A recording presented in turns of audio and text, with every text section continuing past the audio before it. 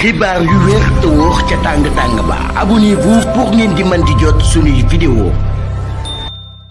dal leen ak jàmm seen chaîne bi di Buzz 221 HD kii di doyen Mody Niang di akub analyste politique bu kenn dootu présenté ci réew mi di Sénégal amal na akub njàngat daal di koy jëmale ci jàppante bi nga xam ne moom moo jaar ci diggante son excellence président Bassirou Diomaye Diakhar Faye ak premier ministre am bii di Ousmane Sonko te daal dinay wax si buñ demee ba jàppante boobee daal di nekk akub jàppante bu frontal ci diggante ñaar ñooñee kan moo ko ciy daal di ñàkk waaye tamit lan mooy daal di nekk conséquences yi jëmale ko ci dund ni sénégalais si li ni mel kii di doyen Mody Niang ne lu leer ba am moom mooy que ne kii di président Bassirou Diomaye Diakhar Faye moom mooy ki nga xam ne actuellement moom moo ëpp pouvoir fopp kii di Ousmane Sonko jëmale ko ci constitution réewu Sénégal ndax ne régime actuel bi nga xam ne moom moo nekk ci réewu Sénégal ne hyper présidentialisme moom moo fi daal di nekk maanaam président de la république moom mooy def lu ko neex te moom moo yore décret présidentiel yi nee nag li ni mel ginnaaw ba waa parti bi di Pastef accès au pouvoir ba tey changé wuñ ko ne li ni mel nag moom moo sabab son excellence président Bassirou Diomaye Diakhar Faye lu ko neex mun na ko daal di amal ci réewu Sénégal te ne loolee tamit moom moo sabab ginnaaw ba mu beroo daal di samp coalition Diomaye président daal di koy dénk kii di Mimi Touré ñu bëri ci ay parti politique yi nga xam ne dañoo nekkoon ci réewu Sénégal ak ay maire daw daal di rallier te ne lu sabab ñu daal di rallier lenn rek moom moo ko daal di sabab te moom mooy ko son excellence président Bassirou Diomaye Diakhar Faye moom moo yore décret présidentiel yi moom moo mën a daal di nommer moom tamit moom moo mën a daal di dégommer ku ko neex ci gouvernement bi nee nag lu leer ba am moom mooy que ne actuellement ñu wër son excellence président Bassirou Diomaye Diakhar Faye ñu bëree bëri intérêt rek moom moo sabab ñu daal di koy topp mais li ni mel moom moo sabab muy dénk akub conseil son excellence président Bassirou Diomaye Diakhar Faye te moom mooy que ne bu demee ba ay noonu démb yi nga xam ne seen pexe bu sotti woon du musa daal di nekk président de la république actuellement ñu daal di koy wër ne daa war a daal di tiit bu baax ci boppam nee nag lu leer ba am moom mooy que ne son excellence président Bassirou Diomaye Diakhar Faye ak premier ministre am bii di Ousmane Sonko bu ñu demee ba seen jàppante nekk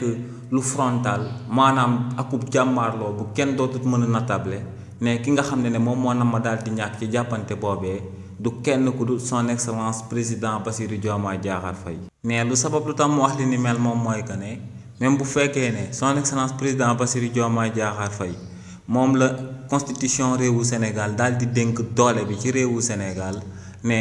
premier ministre bii di Ousmane Sonko en tant que président wu parti bii di Pastef ne kookee moom la askan wi daal di dénk doole bi nga xam ne moom moo war a daal di sabab mu mën a daal di faire face à son excellence président Bassirou Diomaye Diakhar Faye ne bu kenn daal di fàtte que ne président Macky Sall moom moo fi jiitu son excellence président Bassirou Diomaye Diakhar Faye te ne président Macky Sall moom moo gënoon a daal di nekk akub saay-saay akub kàccoor que son excellence président Bassirou Diomaye Diakhar Faye gënoon koo xam ni ñuy xeexee waaye ne Ousmane Sonko ginnaaw ba ko askanu réewu Sénégal ngembee dañoo wow dañ koo wàccaloon ci tëli bi daal di koy xeexal ba reculer loo kii di président Macky Sall te ne loolee daal di nay sabab président Macky Sall daal di ñàkk nguur gi ci réewu Sénégal waaye tamit ne daal di nay sabab président Macky Sall donte yoonu réewu Sénégal terew ko mu daal di dugg ci réew mi waaye ne kookee ñi muy wut daal di ñibbisi ci réewu Sénégal waaye tamit ne premier ministre bii di Ousmane Sonko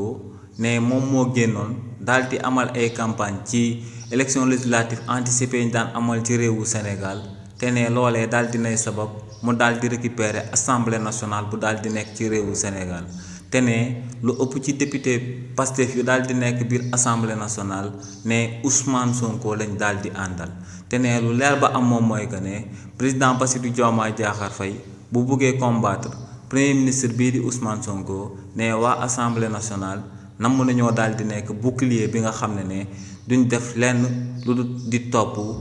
ay directives Ousmane Sonko te ne li ni mel mën naa gàllankoor bu baax a baax son excellence président Bassirou Diomaye Diakhar Faye ci nu mu bëggee gouverner réewu Sénégal. donc ne lu leer ba am moom mooy que ne